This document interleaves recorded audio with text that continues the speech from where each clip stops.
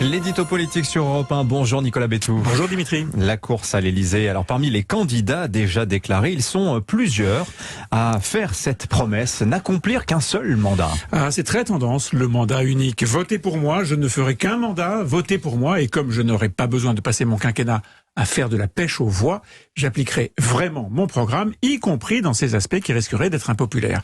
Le mandat non renouvelable est en train de devenir le moyen de rendre crédible la promesse de réformer la France, ce pays pourtant réputé irréformable. Alors quels sont-ils ces candidats d'un seul mandat? Le plus net, celui qu'il a déclaré en premier, c'est Xavier Bertrand. Dès qu'il s'est lancé dans la course en refusant les primaires, c'était il y a un peu plus d'un an, il a expliqué qu'il fallait remplacer l'obsession de plaire et de durer par l'obsession de faire. Mais il n'est pas le seul à droite. Michel Barnier semble lui aussi favorable au mandat non renouvelable. Il ne le dit pas avec autant de détermination que son concurrent des Hauts-de-France, mais on le croit, ne serait-ce qu'en raison de son âge. Il aura 71 ans au moment de la présidentielle en avril prochain. Ce raisonnement avait été le même pour Alain Juppé, 71 ans aussi, lors des primaires de la droite en 2016, un mandat et un seul. Nicolas Sarkozy n'avait d'ailleurs pas été en reste. Il avait à son tour promis de ne revenir que pour un mandat et un seul, mais dans son cas, bien sûr, ça aurait été son second mandat. En tout cas, on le voit, ce besoin de promettre de ne faire qu'un petit tour et puis s'en va, ce n'est pas nouveau.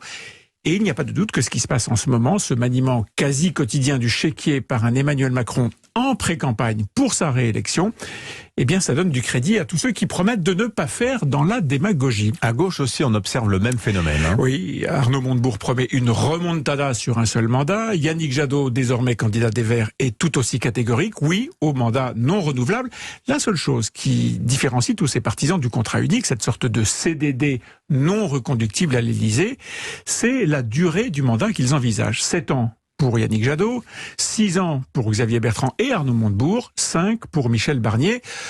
Alors évidemment, tout ça peut prêter à confusion, parce que s'ils étaient élus dans 6 mois, tous ces candidats, ils le seraient pour 5 ans. Pas davantage. On est donc prié de les croire quand ils disent qu'ils ne se représenteraient pas en fin de quinquennat, tout en allongeant le bail à 6 ou 7 ans pour leur successeur. Vous avez comme l'air d'en douter, Nicolas. Ben oui, je me souviens très bien de ce que disait Nicolas Sarkozy au début de son quinquennat en 2007. Il évoquait ouvertement le fait de ne faire qu'un mandat, puis d'aller faire autre chose à l'âge où Tony Blair lui aussi avait quitté le pouvoir. Bon, la crise financière lui a fourni le prétexte qu'il cherchait pour se représenter, le besoin de reprendre le cours de réforme empêché. Elle est là, la réalité du pouvoir.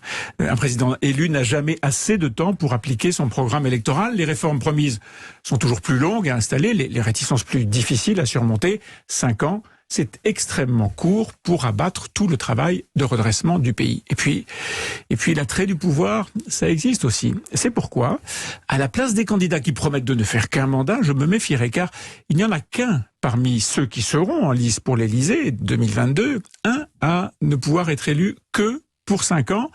C'est Emmanuel Macron, article 6 de la Constitution, nul ne peut exercer plus de 2 mandats consécutifs, ce qui fait de lui, en théorie, le seul détenteur du vrai pouvoir de réformer. Merci Nicolas Bétou. À la une de votre journal ce matin, Evergrande, la faillite financière qui tétanise Pékin. Je vous recommande chaudement la lecture de l'édito de Rémi Godot consacré au pouvoir d'achat.